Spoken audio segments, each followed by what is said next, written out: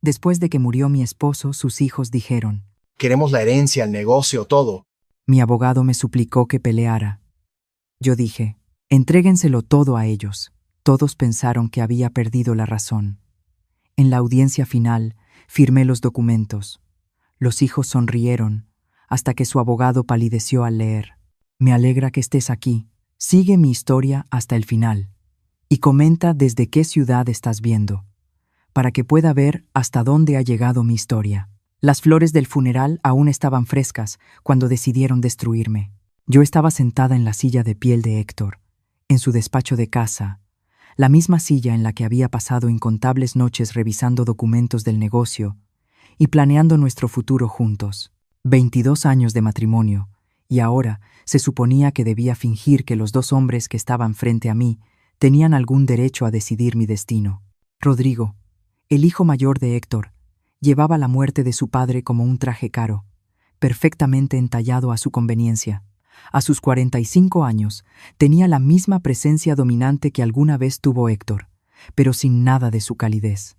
Sus ojos color gris acero me recorrieron con el cálculo frío de un empresario evaluando una mala inversión. Rosa Elena dijo, con ese tono condescendiente que había aprendido a odiar con los años: necesitamos hablar de algunos asuntos prácticos. Manuel, 3 años menor, pero que de algún modo parecía más viejo con su cabello raleado de forma prematura y su mandíbula blanda, estaba de pie junto a su hermano como un lugarteniente leal. Donde Rodrigo era aristas afiladas y movimientos calculados, Manuel era agresión pasiva envuelta en una falsa preocupación. Sabemos que esto es difícil, añadió Manuel, con la voz empapada de una simpatía artificial. Perder a papá tan de repente ha sido duro para todos, como si ellos hubieran sido quienes sostuvieron la mano de Héctor durante esas largas noches en el hospital, como si ellos hubieran sido quienes tomaron decisiones imposibles sobre tratamientos y control del dolor. Claro que asistieron al funeral. Rodrigo voló desde su despacho jurídico en Guadalajara. Manuel condujo desde Monterrey, donde dirigía algún negocio de consultoría del que nunca hablaba con claridad. Pero durante los 3 meses de la enfermedad de Héctor, cuando de verdad importaba, yo estuve sola. ¿Qué tipo de asuntos prácticos?, pregunté, aunque algo frío ya se asentaba en mi estómago. Rodrigo intercambió una mirada con Manuel, una comunicación silenciosa perfeccionada a lo largo de décadas de secretos compartidos y entendimiento mutuo. Era el tipo de mirada que excluía a todos los demás en la habitación, a todos los que eran como yo. La herencia, dijo Rodrigo, simplemente los bienes de papá, las propiedades, los intereses del negocio. Tenemos que ordenar cómo se va a distribuir todo. Sentí cómo mis dedos se aferraban con fuerza a los brazos de la silla de Héctor. La piel estaba gastada y suave por los años de sus manos apoyadas en el mismo lugar, y encontré consuelo en esa textura tan familiar. Héctor y yo habíamos hablado de esto extensamente. Él me aseguró que todo estaba arreglado. Bueno, sí, dijo Manuel, con un tono que sugería que yo estaba pasando por alto algo obvio. Papá sí hizo previsiones, pero quizá no te explicó toda la complejidad de la situación.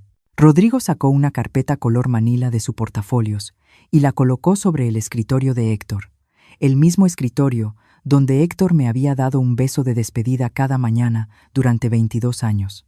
La carpeta era gruesa, oficial, intimidante, de esa manera en que siempre lo son los documentos legales. El testamento es bastante claro, continuó Rodrigo, abriendo la carpeta con una precisión casi teatral.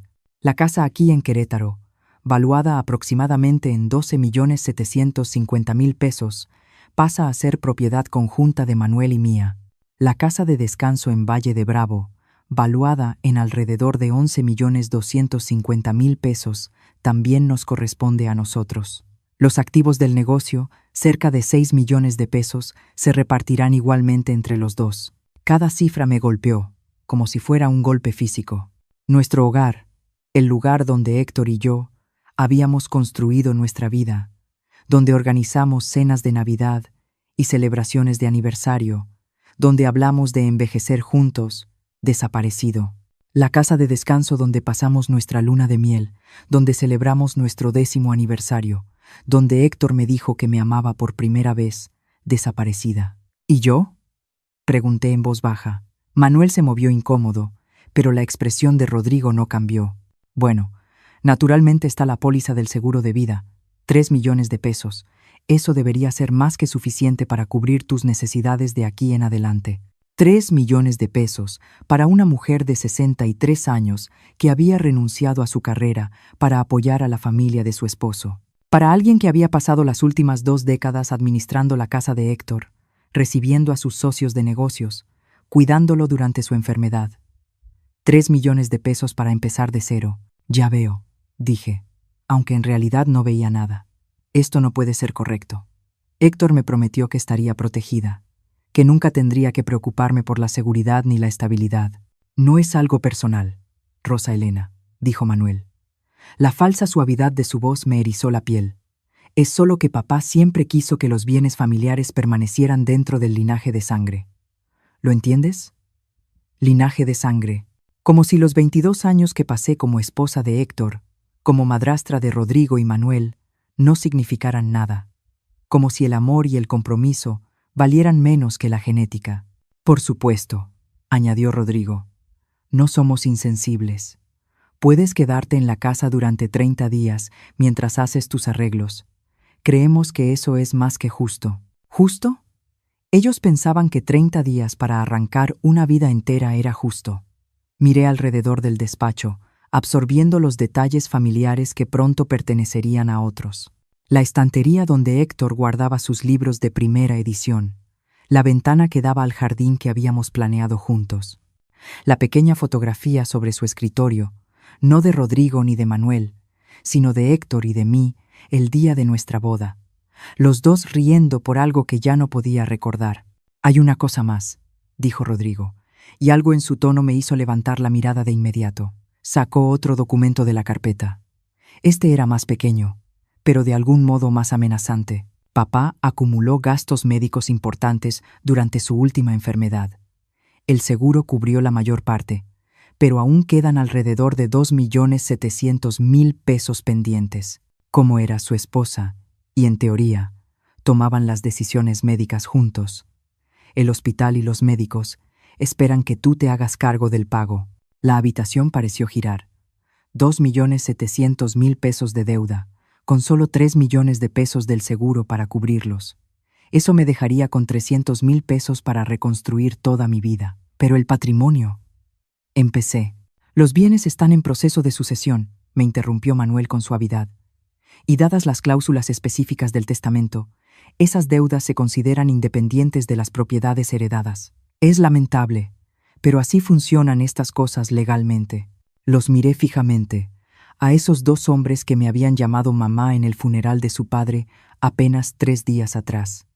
Rodrigo, con su traje perfectamente planchado y sus ojos fríos. Manuel, con sus rasgos suaves y una voz que fingía preocupación mientras entregaba crueldad. Necesito tiempo para procesar todo esto, dije por fin. Por supuesto, respondió Rodrigo, poniéndose de pie y acomodándose el saco. Tómate todo el tiempo que necesites. Pero recuerda que el plazo de 30 días empieza mañana. Y esas cuentas médicas. Bueno, cuanto más tiempo pasen sin pagarse, más complicadas se vuelven. Me dejaron sola en el despacho de Héctor, rodeada de los fantasmas de nuestra vida juntos y del peso aplastante de mi nueva realidad. El silencio era ensordecedor. No hubo consuelo, ni palabras de apoyo, ni una sugerencia de que quizá podríamos encontrar una solución que honrara los deseos de Héctor y mi necesidad humana básica de seguridad. Me quedé sentada mientras la luz de la tarde se desplazaba por la habitación, creando sombras que parecían burlarse de la luz que Héctor y yo alguna vez compartimos allí. Mis manos encontraron el pequeño cajón del escritorio donde Héctor siempre guardaba sus cosas personales. Dentro, bajo recibos viejos y tarjetas de presentación, mis dedos tocaron algo inesperado. Una pequeña llave que nunca antes había visto. Era de latón antiguo, gastada por el uso. No encajaba en ninguna cerradura que yo recordara en la casa, pero Héctor la había guardado en su espacio más privado. ¿Por qué? Mientras sostenía la llave a contraluz, noté que el auto de Manuel aún estaba estacionado en la entrada. A través de la ventana Pude ver a él y a Rodrigo, de pie junto al coche, con las cabezas inclinadas, conversando animadamente. Estaban celebrando, me di cuenta, repartiendo su herencia, planeando qué harían con su nueva riqueza. Ninguno de los dos miró hacia la casa donde su madrastra, la esposa de su padre, permanecía sentada a solas, con los restos de su vida esparcidos frente a ella. Pero mientras los veía alejarse en el auto, ocurrió algo extraño. En lugar de la desesperación que esperaba sentir, una emoción distinta comenzó a echar raíces dentro de mí. Al principio fue pequeña, apenas un susurro en el fondo de mi mente, pero se volvió más fuerte con cada minuto que pasaba. Ellos pensaban que habían ganado. Creían que habían logrado borrarme del legado de Héctor, reducirme a nada más que una molestia que debía resolverse cumpliendo apenas con los mínimos requisitos legales. Lo que no sabían, lo que jamás podrían haber sabido, era que Héctor siempre fue más astuto de lo que cualquiera de sus hijos imaginó. Y después de 22 años de matrimonio, parte de esa astucia también se me había pegado a mí. La llave en mi mano pareció calentarse mientras la sostenía, como si intentara decirme algo. Mañana descubriría qué cerradura habría. Esta noche, dejaría que Rodrigo y Manuel disfrutaran de su victoria. Martín Morales había sido el abogado de Héctor durante 15 años, y en todo ese tiempo, nunca lo había visto tan incómodo como aquella mañana, sentado frente a mí en su oficina del centro de Monterrey. Su compostura habitual, siempre impecable, estaba resquebrajada, dejando ver al hombre preocupado detrás de la fachada profesional. Rosa Elena dijo, quitándose los lentes y limpiándolos por tercera vez en 10 minutos. Tengo que aconsejarte, con la mayor firmeza posible. Esta no es la decisión correcta. El sol de la mañana entraba a raudales por los ventanales de piso a techo de su oficina en el piso 15, iluminándolo todo con una claridad implacable. Abajo, el río Santa Catarina reflejaba la luz, y en alguno de esos edificios relucientes al otro lado del agua, la gente tomaba decisiones racionales sobre sus vidas. Los envidié. Entiendo tus preocupaciones, Martín, dije, con una voz más firme de lo que me sentía. Pero ya tomé una decisión. Él dejó los lentes sobre el escritorio y se inclinó hacia adelante, con expresión sincera. Podrías pelear esto. El testamento. Hay irregularidades, dudas sobre el estado mental de Héctor durante la última modificación. Podríamos impugnarlo, retrasar la sucesión, obligar a Rodrigo y Manuel a negociar. Había pasado la noche en vela, leyendo y releyendo los documentos que Rodrigo me dejó, tratando de entender cómo Héctor, mi Héctor, pudo haberme borrado de nuestra vida compartida de una manera tan absoluta. El lenguaje era frío, clínico, reduciendo 22 años de matrimonio a unos cuantos párrafos sobre provisión adecuada y arreglos apropiados. ¿Cuánto tiempo llevaría una impugnación?, pregunté. Meses, quizá años. Pero, Rosa Elena, tendrías una oportunidad real. Yo conocía a Héctor, y este testamento no coincide con el hombre que yo conocí, el hombre que hablaba de ti con tanto amor y respeto. Amor y respeto. ¿Había imaginado todas esas conversaciones en las que Héctor me aseguraba que estaría protegida? ¿Había malinterpretado sus promesas de que nunca tendría que preocuparme por mi futuro? ¿Y durante esos meses o años, de qué viviría?, pregunté. Rodrigo dejó claro que las deudas médicas son mi responsabilidad. 2.700.000 pesos, Martín. Aunque ganara al final, estaría en bancarrota mucho antes. La mandíbula de Martín se tensó. Rodrigo y Manuel están jugando duro. Pero precisamente por eso no deberías darles lo que quieren. Están contando con que estés demasiado intimidada o agotada para pelear. Tenía razón. Por supuesto, cada instinto dentro de mí gritaba que esto estaba mal, que Héctor no había querido dejarme con casi nada, mientras sus hijos heredaban millones. Pero los instintos no pagan cuentas médicas, ni garantizan un techo sobre la cabeza. ¿Y si simplemente les doy todo lo que quieren?, pregunté en voz baja. Martín parpadeó. Perdón, ¿cómo? ¿Y si firmo lo que necesiten? Transfiero cualquier derecho sobre las propiedades y me voy sin reclamar nada. ¿Qué tan rápido podría hacerse? Rosa Elena, no puedes estar hablando en serio. Estarías renunciando a tu derecho legal de impugnar. ¿Qué tan rápido, Martín? Me miró largo rato, y su máscara profesional se deslizó, dejando ver una preocupación genuina. Si renuncias a todas las reclamaciones y firmas las liberaciones correspondientes, una semana, quizá 2. ¿Pero por qué siquiera considerarías algo así? Volví a mirar hacia el río, observando una pequeña embarcación avanzar contra la corriente. El capitán parecía saber exactamente a dónde iba, siguiendo un mapa invisible que lo guiaba con seguridad. Porque pelear me destruiría, dije por fin. Aunque ganara, al final sería otra persona, amargada, agotada, sin dinero. Tal vez sea mejor aceptar lo que ofrecen y construir algo nuevo. Martín se recargó en su silla, estudiándome con la intensidad que lo había convertido en uno de los abogados más exitosos de la ciudad.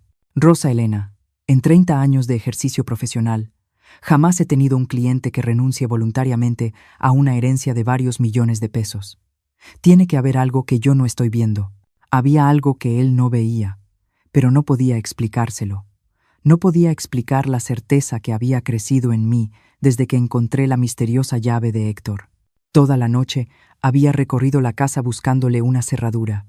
Cajones, gabinetes, cuartos de almacenamiento. Nada, pero la llave se sentía importante, como si Héctor intentara decirme algo desde más allá. Tal vez solo estoy cansada, dije. Cansada de pelear, cansada de que me vean como la madrastra codiciosa que quiere robar la herencia de los hijos. Quizás sea más fácil dejar que se queden con lo que creen que merecen. Rosa Elena, la voz de Martín se volvió firme. Esto no se trata de lo que ellos creen merecer. Se trata de lo que Héctor quiso. Y te lo digo como su abogado y su amigo. Este testamento no refleja su verdadera voluntad. Antes de que pudiera responder, mi teléfono vibró. Un mensaje de un número desconocido. Señora Rosa Elena, soy Manuel. ¿Podríamos vernos hoy para hablar del calendario de transferencia de las propiedades? Queremos que todo sea lo más fluido posible para todos. Esa cortesía era casi peor que la frialdad directa de Rodrigo. Al menos Rodrigo no finge preocuparse porque esto sea fluido para mí, dije. Ya están planeando la transferencia, añadí, mostrándole el mensaje a Martín. Su rostro se oscureció. Te están presionando. Es una táctica clásica. Rosa Elena, te lo ruego.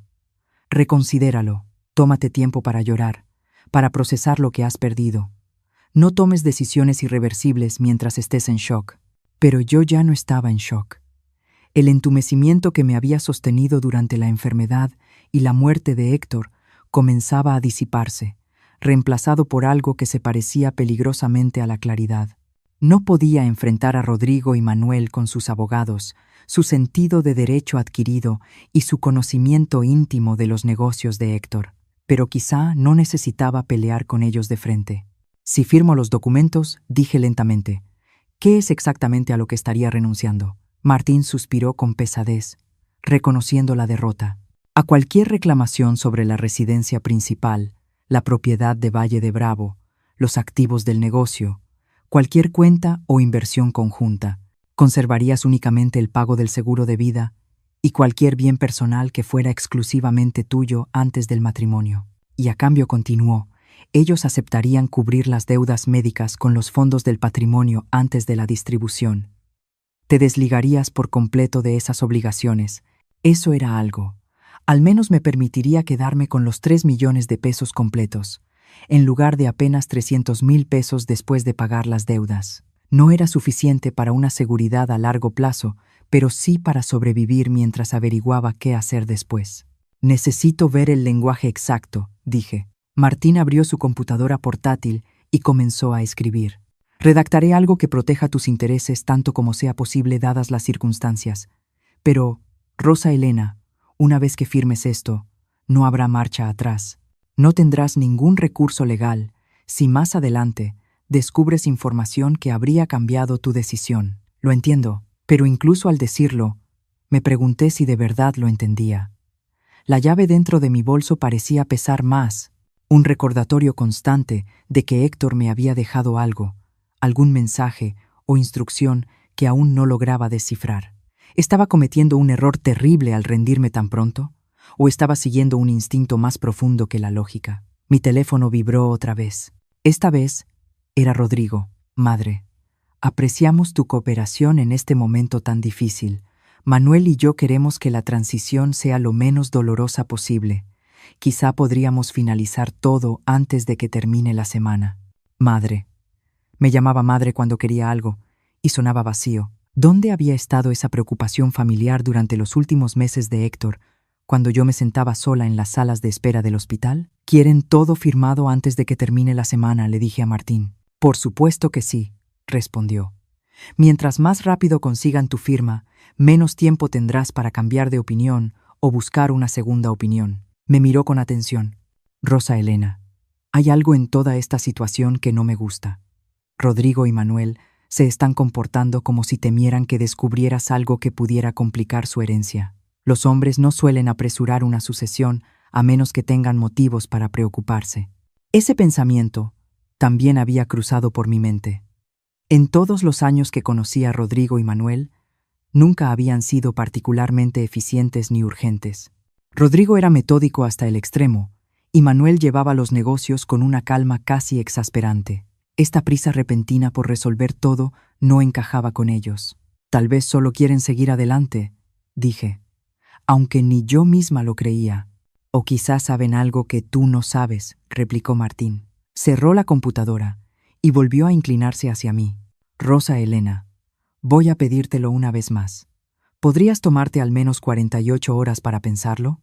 Duerme, habla con una amiga, con un consejero, con alguien que no esté emocionalmente involucrado. Casi me reí.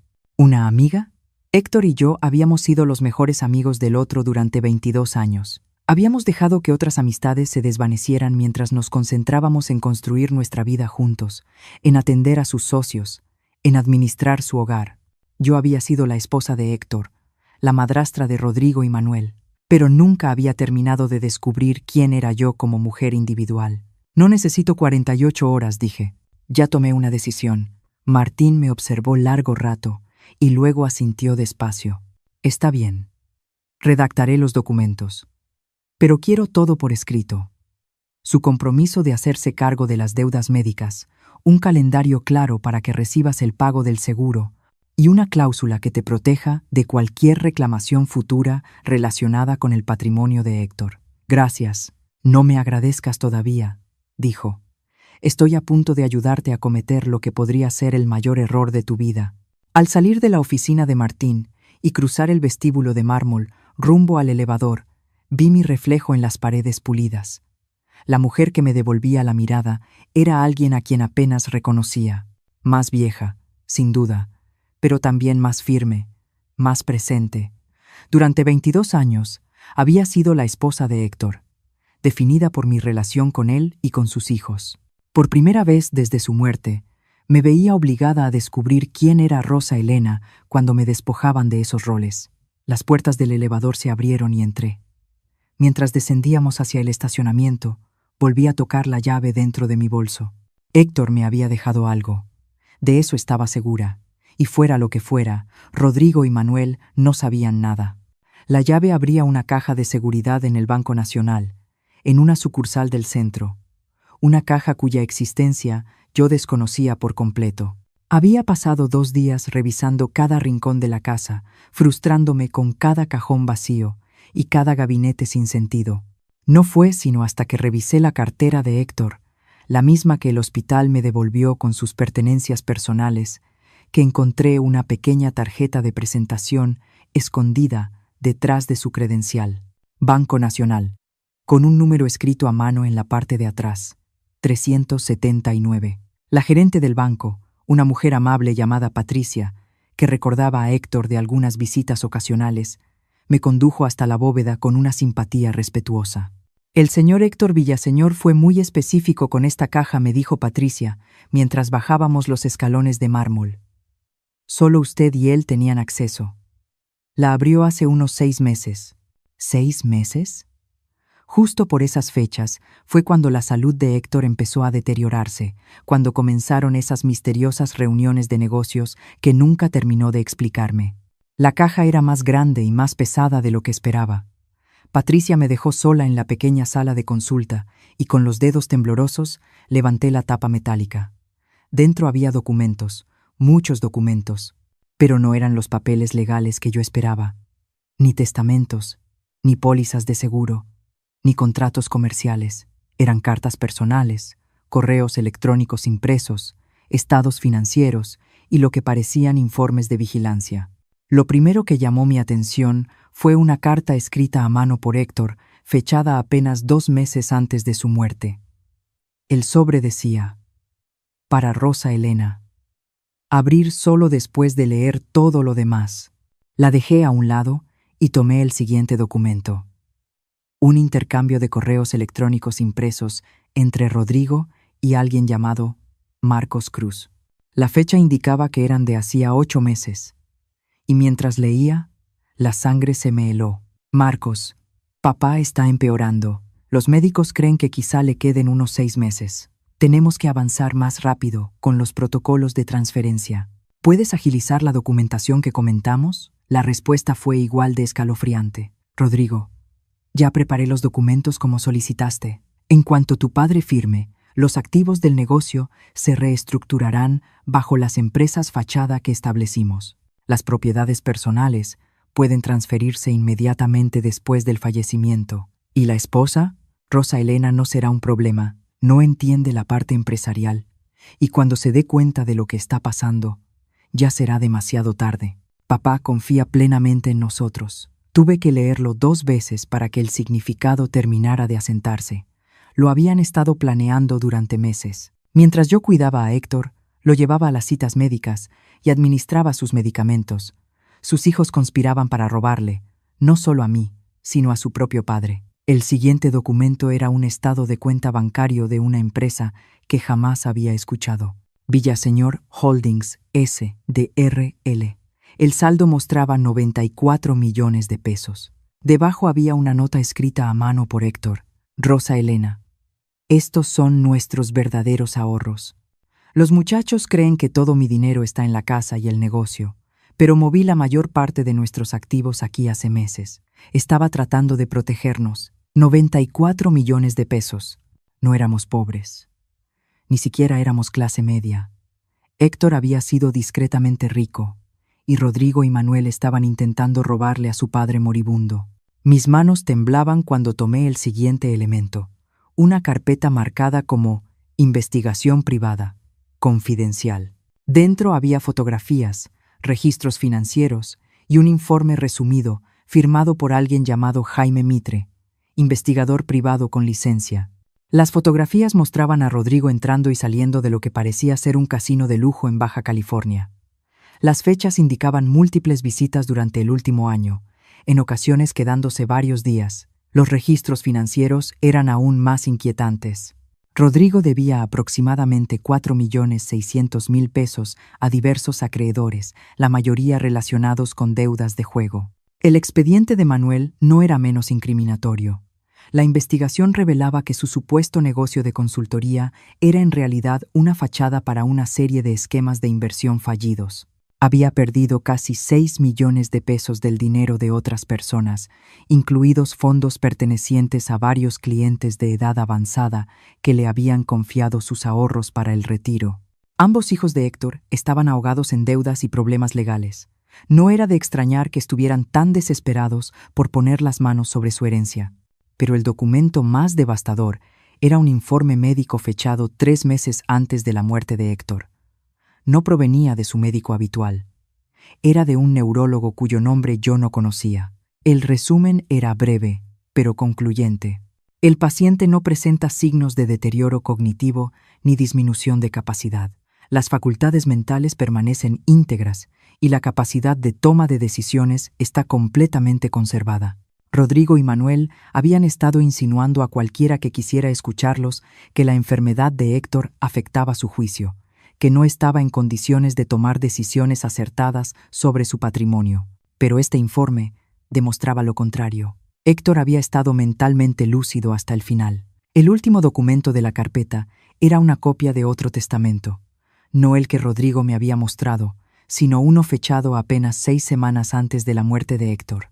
En este, todo quedaba para mí, con fideicomisos modestos para Rodrigo y Manuel que se pagarían de forma anual y no podían retirarse de una sola vez. En el margen Había una nota escrita a mano por Héctor, original resguardado por Mitre y Asociados, no por el despacho Morrison. Mi corazón empezó a latir con fuerza mientras las piezas encajaban. Había 2 testamentos. Rodrigo y Manuel habían conseguido acceso a una versión antigua y la estaban usando para reclamar la herencia, mientras que el testamento real y definitivo estaba a salvo en otro despacho jurídico. Pero ¿por qué Mitre y Asociados no me habían contactado tras la muerte de Héctor? ¿Por qué estaba descubriendo todo esto apenas ahora? Tomé la carta de Héctor con manos temblorosas y abrí cuidadosamente el sobre. Mi querida Rosa Elena, comenzaba, si estás leyendo esto, entonces ya no estoy contigo, y los muchachos han mostrado su verdadero rostro. Lamento no haberte contado todo esto mientras estaba vivo, pero necesitaba estar completamente seguro de lo que estaban planeando. La carta continuaba explicando cómo Héctor empezó a sospechar cuando Rodrigo y Manuel se volvieron de pronto tan atentos durante su enfermedad, no por amor, sino porque se estaban colocando estratégicamente para controlar su patrimonio. Había contratado al investigador privado, movido el dinero y creado un plan elaborado para protegerme. Los muchachos creen que heredarán la casa y el negocio, pero lo que no saben es que he hipotecado ambas propiedades de manera considerable durante el último año. La casa tiene un gravamen de 24 millones de pesos y el negocio debe alrededor de 16 millones de pesos a distintos acreedores. No están heredando activos, están heredando deudas. Me quedé mirando la carta, apenas creyendo lo que estaba leyendo. Héctor, en esencia, les había entregado a Rodrigo y Manuel una píldora venenosa disfrazada de herencia. La póliza del seguro de vida que mencionaron es real, continuaba la carta, pero no es de 3 millones de pesos, es de 7.500.000 pesos, y el dinero extra está pensado para ayudarte a empezar de nuevo. Martin Morrison nunca debió encargarse de mi sucesión. Despedí a su despacho hace 2 meses, pero no se lo dije. Los muchachos debieron convencerlo de representar a la familia después de mi muerte. El último párrafo me llenó los ojos de lágrimas. Sé que esto puede parecer cruel, pero no podía quedarme de brazos cruzados mientras te robaban, de la misma forma en que han estado robándole a otros. Ellos tomaron sus decisiones, Rosa Elena. Ahora tienen que vivir con las consecuencias. Mereces algo mejor de lo que planeaban darte. Toma el dinero, empieza de nuevo y no mires atrás. Con todo mi amor, Héctor. Junto a la carta había una tarjeta de presentación de Mitre y Asociados y una nota indicándome que debía contactarlos inmediatamente después de leer el contenido de la caja de seguridad. Me quedé sentada en esa pequeña sala sin ventanas durante casi 1 hora, intentando procesar todo lo que había aprendido. Héctor no me había abandonado. Me había estado protegiendo, y Rodrigo y Manuel, los hombres que me llamaron mamá en el funeral, que hablaron con tanta elocuencia sobre familia y legado, no eran más que ladrones comunes. Pero había algo más, algo que me revolvía el estómago. Si Rodrigo y Manuel estaban tan desesperados por dinero como para robarle a su padre moribundo, ¿qué harían cuando descubrieran que su herencia era, en realidad, una montaña de deudas? ¿Vendrían tras de mí? ¿Intentarían obligarme a ayudarlos a salir del hoyo financiero que Héctor había cavado para ellos? Guardé con cuidado todos los documentos de nuevo en la caja de seguridad, excepto la tarjeta y la carta de Héctor. Esos los guardé a salvo en mi bolso. Mañana llamaría a Mitre y Asociados para saber exactamente qué había dispuesto Héctor, pero esa noche tenía que sentarme a cenar con Rodrigo y Manuel, sabiendo ahora lo que realmente eran. Tenía que sonreír y asentir mientras hablaban de sus planes para nuestras propiedades, fingiendo que no sabía que estaban a punto de heredar nada más que deudas y problemas legales. Mientras manejaba de regreso a casa, sonó mi teléfono. Era Manuel. Rosa Elena dijo, con una voz cálida cargada de falso afecto: a Bianca y a mí nos encantaría que vinieras a cenar esta noche. Pensamos que sería bonito pasar un poco de tiempo en familia antes de cerrar todos los asuntos legales. Tiempo en familia. ¡Qué considerados! Suena encantador, respondí, sorprendida por lo firme que sonó mi voz. ¿A qué hora? A las 7 en punto. Y, Rosa Elena, de verdad queremos que sepas cuánto apreciamos la elegancia con la que estás manejando todo esto. Papá estaría orgulloso. Papá estaría orgulloso. Si Manuel supiera lo que su padre realmente pensaba de sus hijos adictos al juego y ahogados en deudas. Colgué y seguí conduciendo hacia lo que probablemente sería mi última cena como miembro de la familia Villaseñor, y entonces me di cuenta de que algo había cambiado dentro de mí. El duelo y la confusión que había cargado desde la muerte de Héctor seguían ahí, pero ahora se mezclaban con algo más duro y enfocado.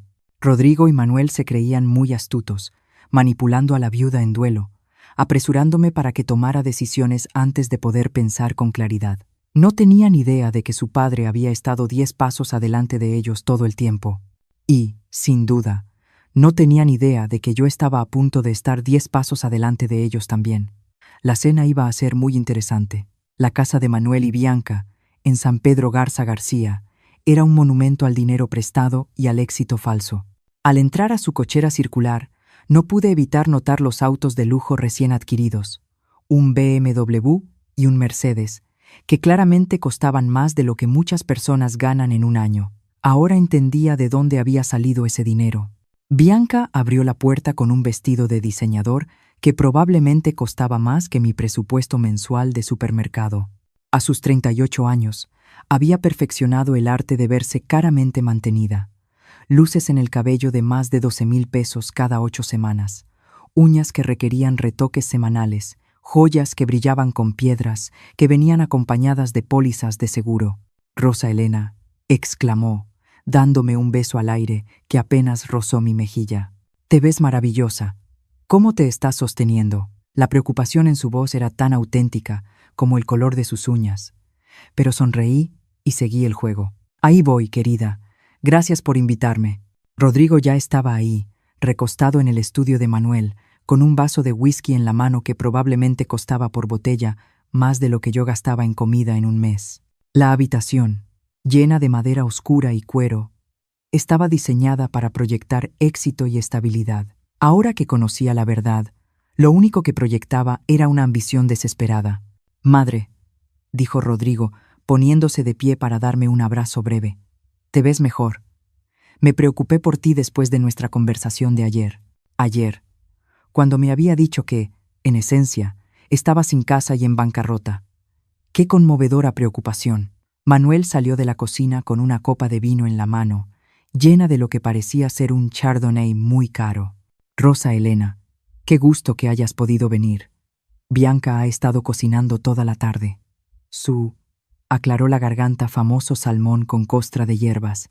Los tres se movían a mi alrededor como anfitriones amables, ofreciéndome bebidas y aperitivos, comentando mi aspecto, preguntándome por mis planes. Era una actuación magistral de preocupación familiar, y si no hubiera pasado la tarde leyendo sobre sus deudas de juego y negocios fallidos, quizá me habría conmovido. La cena se sirvió en su comedor formal, con vajilla que parecía digna de un museo y cubiertos tan pesados que podrían usarse como armas. Bianca, en efecto, se había superado. El salmón estaba perfectamente preparado, el vino bien elegido, y la presentación era impecable. «Entonces», dijo Rodrigo cuando ya estábamos en el plato fuerte, «Martin Morrison me llamó esta tarde. Mencionó que estás lista para avanzar con la transferencia del patrimonio». Tomé un bocado delicado de salmón para ganar tiempo. «Sí. He decidido que pelear por los deseos de Héctor no es como quiero pasar los años que me quedan. La armonía familiar es más importante que el dinero». El alivio que cruzó el rostro de Manuel fue casi cómico. «Eso es maravilloso, Rosa Elena. De verdad maravilloso. Papá estaría muy contento de saber que estamos trabajando juntos». «Hemos preparado algunos documentos», añadió Bianca, tomando una carpeta color manila que estaba sobre el aparador. «Solo para dejar todo en orden. Nuestro abogado los redactó para complementar lo que Martín está manejando». «¿Su abogado?» «Por supuesto.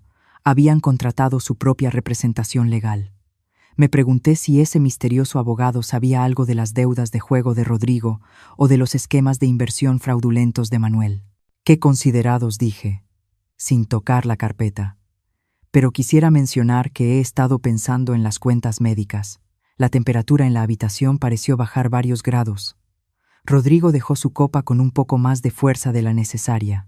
«¿Qué tipo de pensamiento?», preguntó Manuel, con voz cuidadosamente neutral. Bueno, 2.700.000 pesos es una cantidad considerable. Me preguntaba si quizá deberíamos pedir a un contador que revise los activos líquidos del patrimonio antes de que yo me comprometa a asumir esa deuda de manera personal. Rodrigo y Manuel intercambiaron una mirada, el mismo tipo de comunicación silenciosa que había visto en el despacho de Héctor, pero esta vez pude leer el subtexto. Tenían miedo de que descubriera algo. Rosa Elena, dijo Rodrigo con cuidado. Pensé que habíamos explicado que los activos del patrimonio están en proceso de sucesión. Las cuentas médicas son independientes de la herencia. Por supuesto, respondí con amabilidad, pero Héctor siempre fue muy meticuloso con sus registros. Estoy segura de que debe existir documentación clara de qué deudas pertenecen al patrimonio y cuáles se consideran responsabilidad personal. Bianca soltó una risa un poco demasiado brillante. Oh, Manuel se encarga de todas esas cosas financieras tan aburridas, ¿verdad, amor? Manuel asintió con rapidez. Claro, todo está debidamente clasificado. Los gastos médicos recaen en ti porque eras la esposa de Héctor y, en teoría, participaste en las decisiones de tratamiento. Tiene sentido, dije. Aunque me resulta interesante que Héctor nunca mencionara estar preocupado por los costos médicos. Siempre parecía tan seguro de que teníamos un seguro adecuado. El silencio se prolongó apenas un instante de más. Rodrigo se aclaró la garganta. El seguro no cubre todo. Desafortunadamente, el tratamiento de papá fue bastante extenso en esos últimos meses. Sabía que estaba entrando en terreno peligroso, pero no pude evitar presionar un poco más. Supongo que debería comunicarme directamente con el hospital, dije. Obtener un desglose detallado de lo que se debe y de lo que realmente cubrió el seguro. El tenedor de Manuel chocó contra su plato. Eso no es necesario, Rosa Elena. Yo ya me encargué de todo muy a fondo. Estoy segura de que sí, respondí.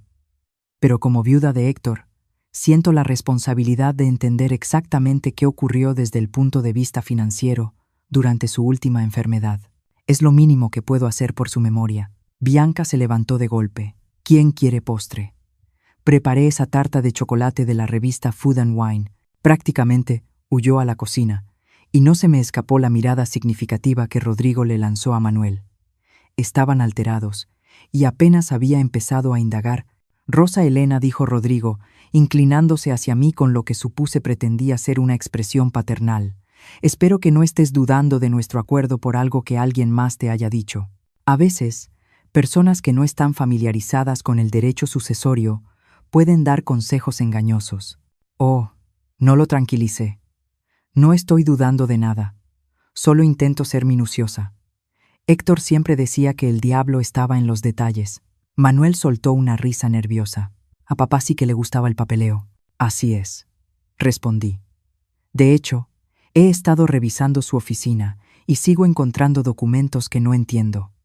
Estados de cuenta bancarios de cuentas que nunca había oído mencionar. Papeles de empresas en las que no sabía que estaba involucrado. El color se le fue del rostro a Manuel. ¿Qué tipo de documentos? Oh, nada importante. Estoy segura, dije. Solo estados financieros confusos, aunque sí encontré una llave de una caja de seguridad que nunca había visto antes. Rodrigo se quedó completamente inmóvil. ¿Una caja de seguridad? Sí. ¿No es curioso? Yo creía conocer todos los arreglos financieros de Héctor, pero al parecer tenía algunas cuentas y cajas de las que no estaba enterada. Supongo que debería revisar eso antes de cerrar todo. La mirada que se cruzaron los hermanos esta vez fue puro pánico, rápidamente contenido, pero inconfundible. Madre, dijo Rodrigo, con la voz tensa por el esfuerzo de sonar casual. No deberías preocuparte por todo ese papeleo. Los documentos legales pueden ser muy confusos para alguien sin formación empresarial. ¿Por qué no dejas que Manuel y yo revisemos lo que encontraste? Qué amables, los dos respondí. Pero creo que Héctor querría que yo misma entendiera nuestra situación financiera. Al fin y al cabo, a partir de ahora, tendré que arreglármela sola. Bianca regresó con la tarta, con una sonrisa que se veía algo forzada. Mientras servía el postre, la conversación se desvió hacia temas más seguros. El clima, el último proyecto de consultoría de Manuel, el despacho jurídico de Rodrigo, pero podía sentir la tensión bajo su charla educada, como una corriente eléctrica a punto de estallar. Después de la cena, cuando me preparaba para irme, Rodrigo me acompañó hasta el coche. Rosa Elena dijo, apoyando la mano en la puerta: sobre esos documentos que mencionaste haber encontrado. Sí, probablemente sería mejor que los llevaras a nuestra próxima reunión. Déjanos ayudarte a ordenar qué es importante y qué no, dijo Rodrigo. El sistema de archivo de papá no siempre era lógico. Le sonreí. La misma sonrisa amable que había llevado puesta toda la noche. Por supuesto, Rodrigo, la familia debe ayudarse entre sí. Pero mientras me alejaba en el coche, lo vi por el espejo retrovisor, de pie en la entrada con el teléfono ya pegado a la oreja. Estaba haciendo una llamada que no podía esperar a que regresara a la casa. Cuando llegué a la mía, mi propio teléfono ya estaba sonando. Era un número que no reconocía. Señora Rosa Elena Villaseñor, habla Jaime Mitre, de Mitre y Asociados. Creo que usted puede tener algunos documentos que pertenecen a mi despacho. Señor Mitre, dije, sentándome en la silla de Héctor en su estudio. ¿Cómo supo que los había encontrado? Su esposo fue muy específico en sus instrucciones. Si usted encontraba la caja de seguridad, yo debía contactarla dentro de las 24 horas. Señora, necesitamos vernos lo antes posible. Hay cosas sobre el patrimonio de su esposo que necesita saber antes de firmar cualquier cosa con Rodrigo y Manuel. ¿Qué tipo de cosas? Cosas que lo cambiarán todo, señora Villaseñor. Todo. Colgué y miré alrededor del estudio de Héctor, ahora mi estudio, y comprendí que el juego invisible que había estado jugando toda la noche estaba a punto de volverse muy visible. Rodrigo y Manuel creían que estaban manipulando a una viuda en duelo, pero no tenían idea de que su padre había estado jugando un juego mucho más largo y mucho más sofisticado. La oficina de Jaime Mitre no se parecía en nada a la elegante suite de Martin Morrison en el centro. Ubicada en un edificio modesto, en una zona céntrica de la ciudad, tenía el aire acogedor de un lugar donde se hacía trabajo real, no donde se impresionaba a clientes importantes. Mitre mismo fue una sorpresa. Un hombre tranquilo, de unos 60 y tantos años, con ojos amables y manos que demostraban que había trabajado por todo lo que había ganado. Señora Villaseñor, dijo, levantándose detrás de un escritorio que era el caos organizado en persona. Gracias por venir tan rápido. Por favor, siéntese. Tenemos mucho que hablar. Me acomodé en la silla de cuero gastado frente a su escritorio, con el bolso apretado contra mi regazo, la carta de Héctor dentro. Señor Mitre, debo admitir que estoy confundida con todo esto.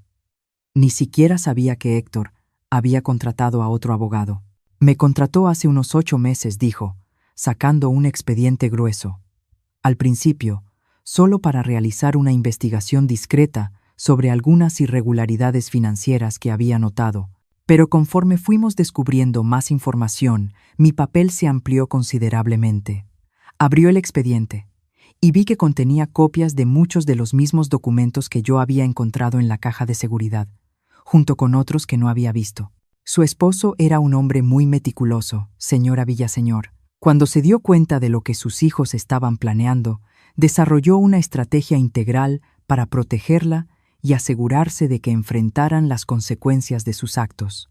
¿La investigación demostró que le estaban robando? Mitre asintió con gravedad. Rodrigo había estado falsificando la firma de su padre en documentos de préstamo, usando el negocio familiar como garantía para sus deudas de juego. Manuel era peor.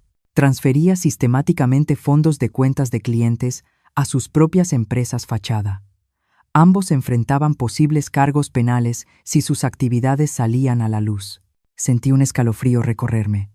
Cargos penales, fraude, abuso patrimonial, delitos financieros. Su esposo pudo haberlos mandado arrestar a los dos. En cambio, eligió una forma de justicia más creativa. Mitre sacó otro conjunto de documentos y los extendió sobre el escritorio. Estos son los registros inmobiliarios de la casa y de la propiedad del lago. Desde hace 6 meses, ambas propiedades están apalancadas al máximo. Su esposo contrató hipotecas por un total de 24 millones de pesos sobre la casa y 16 millones de pesos sobre la villa. ¿Pero por qué haría eso?, pregunté. Ambas propiedades eran nuestras, libres de deudas, porque sabía que Rodrigo y Manuel las heredarían y quería asegurarse de que también heredaran las deudas asociadas. El dinero de esas hipotecas está a salvo en la cuenta de Villaseñor Holdings, a la que solo usted puede acceder. Mi cabeza daba vueltas, intentando procesar lo que me decía. Entonces, cuando hereden las propiedades, heredarán bienes valuados en aproximadamente 32 millones de pesos, pero con hipotecas que suman 40 millones de pesos. Deberán 8 millones de pesos más de lo que valen las casas. Eso no es posible, dije. Me mostraron el testamento. Le mostraron un testamento desactualizado, me interrumpió Mitre con suavidad. Uno que fue sustituido por una versión final que su esposo firmó 6 semanas antes de su muerte.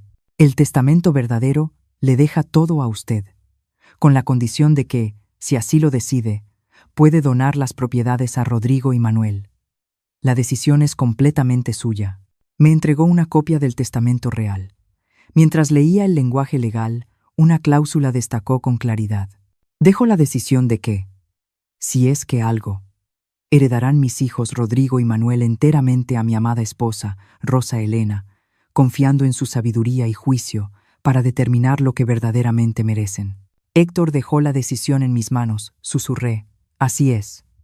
Y señora Villaseñor, hay más. La póliza del seguro de vida no es de 3 millones de pesos, es de 7.500.000 pesos. Y existe una póliza adicional por 4.500.000 pesos que Rodrigo y Manuel desconocen. 12 millones de pesos. Sumados al dinero que Héctor había movido a las cuentas protegidas, no solo estaba segura, era una mujer con una gran fortuna. Pero lo más importante, continuó, Mitre, es que su esposo documentó absolutamente todo. Cada firma falsificada, cada transferencia fraudulenta, cada mentira que Rodrigo y Manuel dijeron durante su enfermedad. Si decide iniciar cargos penales, dijo Mitre, tenemos más que suficientes pruebas para garantizar condenas. La habitación pareció inclinarse ligeramente cuando comprendí el alcance total del plan de Héctor. No solo me había protegido, me había dado el poder de decidir el destino de Rodrigo y Manuel. ¿Qué pasa si no inicio cargos, pero tampoco les entrego las propiedades?, pregunté. No reciben nada. Heredan el amor de su padre y sus recuerdos de infancia. Y eso es todo. Mientras tanto, siguen enfrentando las deudas que ya acumularon, y los acreedores que esperaban su herencia para cobrar no serán nada comprensivos. Antes de que pudiera responder, mi teléfono sonó. Era Rodrigo. No contestes, me aconsejó Mitre. Aún no. Hay algunas cosas más que necesitas saber. Pero el teléfono seguía sonando, y algo en la insistencia me inquietó.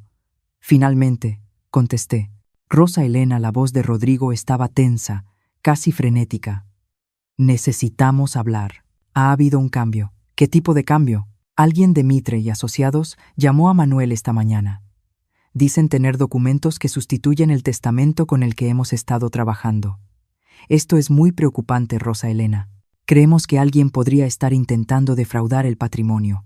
Miré a Mitre, que negaba con la cabeza con algo que parecía diversión. Rodrigo, no entiendo qué tipo de documentos. Papeles legales que no tienen sentido. Escucha, madre. Creo que deberías venir de inmediato a la oficina de Martin Morrison.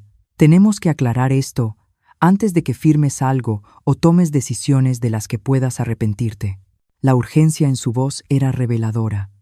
Habían descubierto que no estaban heredando lo que creían y estaban entrando en pánico. Estaré ahí en 1 hora, dije, y colgué. Mitre se recargó en su silla. Entonces, señora Villaseñor, el momento de la verdad ha llegado. ¿Qué quiere hacer? Miré los documentos extendidos sobre su escritorio. Pruebas de años de manipulación y robo, evidencia de la planificación cuidadosa de Héctor y la base legal de cualquier decisión que tomara a continuación. Quiero entender algo, dije despacio. Si les entrego las propiedades con las hipotecas, ¿están legalmente obligados a pagar esas deudas? Absolutamente. Las hipotecas se transfieren con las propiedades. Tendrían 30 días para refinanciar o asumir los préstamos, o enfrentar la ejecución hipotecaria, y, dados sus problemas de crédito y deudas actuales, ningún banco los refinanciará. Perderán las propiedades y, aún así, deberán los saldos pendientes. Pensé en la cena de la noche anterior. en el vestido de diseñador de Bianca y los autos caros en la cochera, en la arrogancia casual de Rodrigo y la falsa preocupación de Manuel. Pensé en 22 años siendo tratada como una extraña dentro de mi propia familia, minimizada, condescendida y finalmente traicionada. Pero, sobre todo, pensé en Héctor, acostado en esa cama de hospital, sabiendo lo que sus hijos planeaban, trabajando incluso en sus últimas semanas para protegerme de su codicia. Señor Mitre, dije, poniéndome de pie y alisando mi falda. Creo que ha llegado el momento de que Rodrigo y Manuel aprendan las consecuencias de sus decisiones. Mientras conducía hacia la oficina de Martin Morrison, mi teléfono vibraba con una sucesión constante de mensajes cada vez más desesperados. Rodrigo, madre, por favor, no firmes nada hasta que aclaremos esto. Manuel, Rosa Elena, hay personas que intentan aprovecharse de tu duelo. Ten cuidado. Bianca, somos familia. No dejes que extraños se interpongan entre nosotros. Familia. Aún creían que podían manipularme con esa palabra. Pero al entrar al estacionamiento del edificio de Martín, me di cuenta de que algo había cambiado de manera fundamental. Por primera vez en 22 años, no entraba a una reunión como la esposa de Héctor ni como la madrastra de Rodrigo y Manuel. Entraba como Rosa Elena Villaseñor, una mujer con más de 110 millones de pesos, documentación legal completa de los delitos de sus hijastros y el poder de decidir su futuro. La viuda asustada y en duelo que creían estar manipulando había dejado de existir. En su lugar había alguien mucho más peligrosa, una mujer sin nada que perder y todo por ganar. La sala de juntas de Morrison y asociados nunca se había sentido tan pequeña. Rodrigo y Manuel se sentaron de un lado de la mesa de caoba pulida, pálidos pero decididos. Martin Morrison ocupaba la cabecera, visiblemente más incómodo de lo que jamás lo había visto. Jaime Mitre se sentó a mi lado, con un portafolios grueso a sus pies y la calma de un hombre que tenía todas las cartas. Rosa Elena, comenzó Rodrigo antes de que alguien más pudiera hablar. Nos alegra que estés aquí. Toda esta situación se ha vuelto muy confusa y necesitamos aclarar algunos malentendidos. ¿Qué tipo de malentendidos?, pregunté, acomodándome en la silla y cruzando las manos con calma sobre mi regazo. Manuel intervino de inmediato, con la voz tensa por una preocupación fingida. Alguien ha estado difundiendo información falsa sobre el patrimonio de papá, supuestas versiones distintas del testamento, cuentas ocultas, cosas que simplemente no tienen sentido. Nos preocupa que personas sin escrúpulos estén intentando aprovecharse de tu duelo. Martin Morrison se aclaró la garganta. Rosa Elena, debo admitir que yo también estoy confundido. El señor Mitre afirma tener documentos que sustituyen el testamento con el que he estado trabajando. Pero Héctor nunca me mencionó un cambio de abogados, ni la creación de nuevos documentos patrimoniales. Eso es porque Héctor ya no confiaba en usted, dije en voz baja. La sala quedó en un silencio absoluto. El rostro de Martin Morrison se puso rojo, mientras Rodrigo y Manuel intercambiaban una mirada de pánico puro. Disculpa, dijo Martín. Abrí mi bolso y saqué la carta de Héctor, la que había encontrado en la caja de seguridad.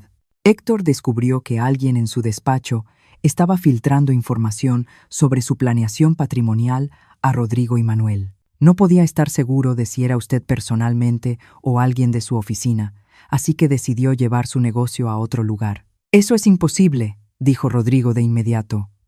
Papá confiaba plenamente en Martín. ¿De verdad? Miré fijamente a Rodrigo, disfrutando cómo su fachada segura empezaba a resquebrajarse. Entonces, ¿por qué contrató en secreto a un investigador privado hace 8 meses para revisar sus actividades financieras? ¿Y por qué movió 94 millones de pesos a cuentas a las que solo yo tengo acceso? Manuel emitió un sonido ahogado. 94 millones. Eso no es posible. Papá no tenía tantos activos líquidos. En realidad, sí los tenía, dijo Jaime Mitre, abriendo su portafolios y sacando una carpeta gruesa. Su padre era considerablemente más rico de lo que cualquiera de ustedes imaginaba. Durante años fue construyendo un portafolio, específicamente para garantizar la seguridad de Rosa Elena después de su muerte. Extendió documentos sobre la mesa, estados de cuenta bancarios, registros de inversión, escrituras. La casa que creen que van a heredar tiene una hipoteca de 24 millones de pesos.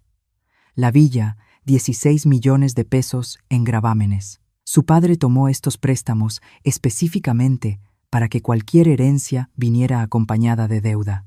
El rostro de Rodrigo pasó de pálido a ceniciento. «Estás mintiendo». «Me temo que no», continuó Mitre con calma. «Su padre documentó todo con sumo cuidado, incluyendo tus deudas de juego, Rodrigo. 4.600.000 pesos con distintos acreedores. Y los esquemas de inversión fraudulentos de Manuel, que han costado a sus clientes casi 6 millones de pesos. «Esto es acoso», dijo Manuel, con la voz quebrada. «No pueden probar nada de esto». Mitre sonrió y sacó otra carpeta. «En realidad, sí puedo. Registros bancarios que muestran firmas falsificadas en documentos de préstamos. Transferencias electrónicas que prueban desvío de fondos. Grabaciones telefónicas en las que ambos hablaban de manipular el patrimonio de su padre mientras él se estaba muriendo en el hospital». La temperatura de la sala pareció bajar 10 grados. Martin Morrison miraba los documentos con la expresión horrorizada de un hombre que acababa de darse cuenta de que había sido completamente utilizado. «Rosa Elena», dijo Rodrigo, ahora abiertamente desesperado. «Seguro no crees estas fabricaciones. Somos familia. Te queremos». «¿Familia?», repetí. «La forma en que me quisieron cuando me dijeron que heredaría 300.000 pesos después de 22 años de matrimonio. La forma en que me quisieron cuando me dieron 30 días para encontrar otro lugar donde vivir». Bianca, que había permanecido en silencio hasta entonces, habló de pronto. «Todo esto es solo un malentendido. Podemos arreglarlo. Podemos hacer ajustes». En realidad, la interrumpí. «No hay nada que arreglar. El testamento real, el legalmente vinculante, me deja todo a mí. ¿Y la decisión de qué? Si es que algo, heredarán. Rodrigo y Manuel es completamente mía». Metí la mano en mi bolso y saqué otro documento. «Esta es una escritura de donación que preparé esta mañana. Les estoy dando exactamente lo que intentaron darme a mí». Rodrigo tomó el documento y lo leyó rápidamente. Su rostro pasó de la confusión a la comprensión y finalmente al horror. «Nos estás dando la casa y la villa», dijo Manuel despacio, «pero con las hipotecas». «Exactamente. Serán dueños de propiedades valuadas en aproximadamente 32 millones de pesos, con deudas asociadas por 40 millones de pesos.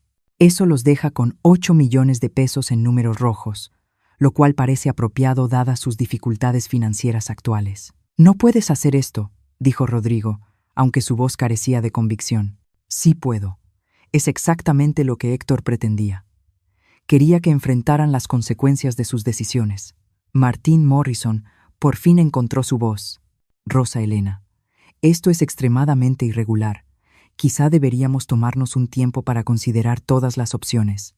No respondí con firmeza. Ya consideré todo. Rodrigo y Manuel pueden aceptar la herencia tal como se les ofrece o pueden irse con nada. Esas son sus únicas opciones. «¿Y si nos negamos?», preguntó Manuel. Respondió Jaime Mitre.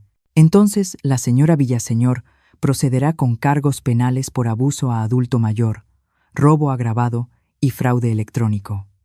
La evidencia es abrumadora. Ambos enfrentarían penas de prisión significativas». El silencio se prolongó durante lo que parecieron horas. Podía ver la mente de Rodrigo trabajando, buscando un ángulo, una forma de negociar o manipular la situación. Manuel simplemente parecía derrotado. Finalmente Rodrigo habló. «¿Qué quieres de nosotros?»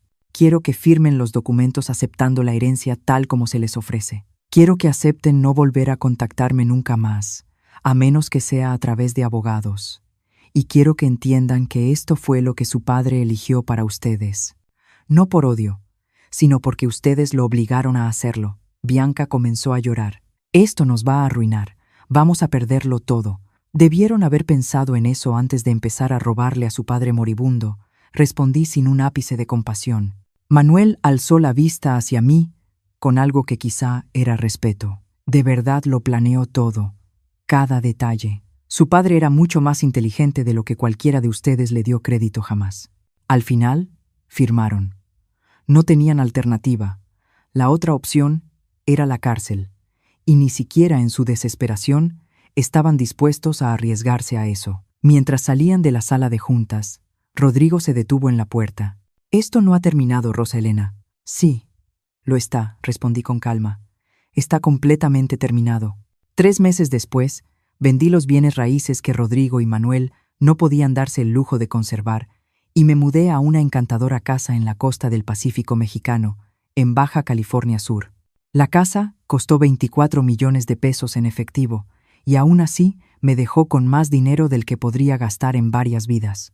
Por medio de mi abogado supe que Rodrigo se había declarado en quiebra y estaba asistiendo a terapia obligatoria por adicción al juego ordenada por un juez. Manuel había regresado a vivir con su madre y trabajaba como gerente nocturno en un hotel cerca del aeropuerto. Bianca había solicitado el divorcio y se había mudado a Ciudad de México con su hermana. A veces, sobre todo por las tardes cuando la neblina llegaba desde el mar, pensaba en Héctor y me preguntaba si aprobaría cómo habían terminado las cosas. Entonces, recordaba su carta, su planificación cuidadosa, su determinación de protegerme incluso después de su muerte. Creo que habría estado profundamente satisfecho. La casa tenía un jardín hermoso que los dueños anteriores habían descuidado. Pasaba mis días devolviéndole la vida, plantando rosas como las que Héctor y yo cultivamos juntos, creando huertos de hierbas y parterres de flores que florecían en sucesión cuidadosamente planeada a lo largo del año. Era un trabajo tranquilo, satisfactorio de una forma que 22 años de gestionar las expectativas de otros nunca habían sido. Por primera vez en mi vida adulta, no rendía cuentas a nadie más que a mí misma. Me uní al club local de jardinería, tomé clases de acuarela en la Casa de Cultura y comencé a hacer voluntariado en un refugio de animales. Placeres sencillos, pero se sentían revolucionarios después de décadas viviendo al servicio de las necesidades y deseos de otros. Una tarde, mientras podaba las rosas del jardín delantero, una mujer joven se detuvo junto a la reja. Tendría unos 30 años, con ojos amables y una sonrisa tímida. «Disculpe», dijo. «Soy Sara Mitre, la hija de Jaime Mitre. Mi papá me dijo que quizá le interesarían algunas oportunidades de voluntariado». Dejé las tijeras de podar y me acerqué a la reja. «¿Qué tipo de oportunidades?» «Trabajo con mujeres que intentan salir de relaciones abusivas, abuso financiero, manipulación emocional, ese tipo de cosas. Mi papá dijo que usted podría entender por lo que están pasando». Pensé en la mujer asustada y confundida que había sido solo unos meses antes, convencida de que era impotente y dependiente de la buena voluntad de personas a las que no les importaba. «Tal vez sí», respondí. Sara sonrió. «¿Le gustaría escuchar lo que hacemos?» Mientras hablábamos, comprendí que el último regalo de Héctor no había sido solo seguridad financiera. Me había dado algo mucho más valioso, la certeza de que era más fuerte de lo que jamás imaginé, más inteligente de lo que cualquiera me reconoció, y capaz de protegerme a mí misma y a otros que necesitaban protección. 2 meses después, fundé la Fundación Héctor Villaseñor para la Justicia Financiera, dedicada a brindar apoyo legal y educación financiera a víctimas de abuso económico dentro de la familia. No era el legado que Rodrigo y Manuel esperaban dejar, pero era exactamente el legado que Héctor habría querido. Ahora, tengo curiosidad por ti, que escuchas mi historia. ¿Qué harías si estuvieras en mi lugar? ¿Has pasado por algo parecido? Déjalo en los comentarios. Y mientras tanto, en la pantalla final te dejo otras 2 historias favoritas del canal que, sin duda, te van a sorprender. Gracias por quedarte hasta el final.